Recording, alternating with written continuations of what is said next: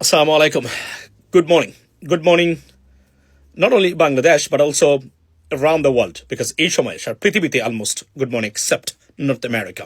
Ladies and gentlemen, breaking news হচ্ছে আজকের ঘটনা আরেকটা ঘটে গেছে, সেটা আপনাদের মনোযোগ আপনাদের দৃষ্টি আকর্ষণ করতেছি আমি। সেটা হলো যে প্রেসিডেন্ট ট্রাম্প আজকে বলেছেন যে ভারত পাকিস্তান যুদ্ধে এতদিন আমরা জেনে আসছিলাম 7টি, আসলে প্রথমেই পাকিস্তান দাবি করেছিল 5টি, তারপরে প্রেসিডেন্ট ট্রাম্প সেটাতে 6টাতে উন্নীত করলেন। তারপরে আরো একদিন উনি কি কারণে প্রেসিডেন্ট মোদির সাথে আলোচনার পরে এটাকে 7টিতে নিয়ে গেলেন।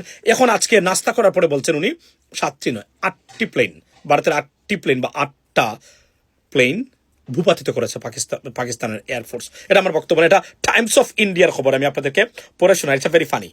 উনি কি বলেছেন দেখেন, আপনারা বলছেন যে 8 planes shot down Donald Trump. Trump adds one more plane in his India-Pakistan ceasefire claim, gives new details. This is Times of India খবর আজকের। অর্থাৎ প্রেসিডেন্ট ট্রাম্প বলছেন 7টা তো নয়, 5টা তো নয়, 6টাও নয়, 7টাও নয়, 8টি প্লেন পাকিস্তানে ভূপাতিত করেছে। অর্থাৎ এই প্লেন কয়টা ভূপাতিত করেছে এখন পাকিস্তান নিজেও জানে না। বিষয়টা এমন পর্যায়ে দাঁড়িয়েছে। প্রেসিডেন্ট ট্রাম্প এখন যদি আগামীকালকে ডিনারের পরে উনি 9টা 10টা ক্লেম করতে পারেন প্রেসিডেন্ট ট্রাম্প, নিশ্চয়ই তার কাছে তথ্য আছে, তথ্যের বাহিরে তার উনি কথা বলছেন না আমেরিকান প্রেসিডেন্ট।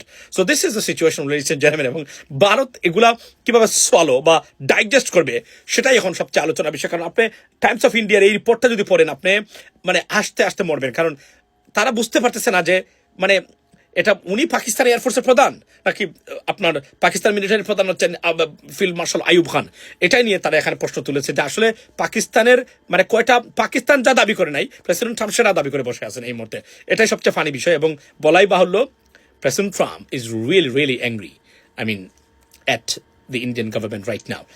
অর্থাৎ উনি ভারতীয় এই সরকারের প্রতি যে উনি অসন্তুষ্ট সেটার বহিঃপ্রকাশ তার প্রতিদিনের এই বক্তব্যগুলা। That's what it is from me, ladies and gentlemen, and have a blessed day. See you next time. Assalamu alaikum.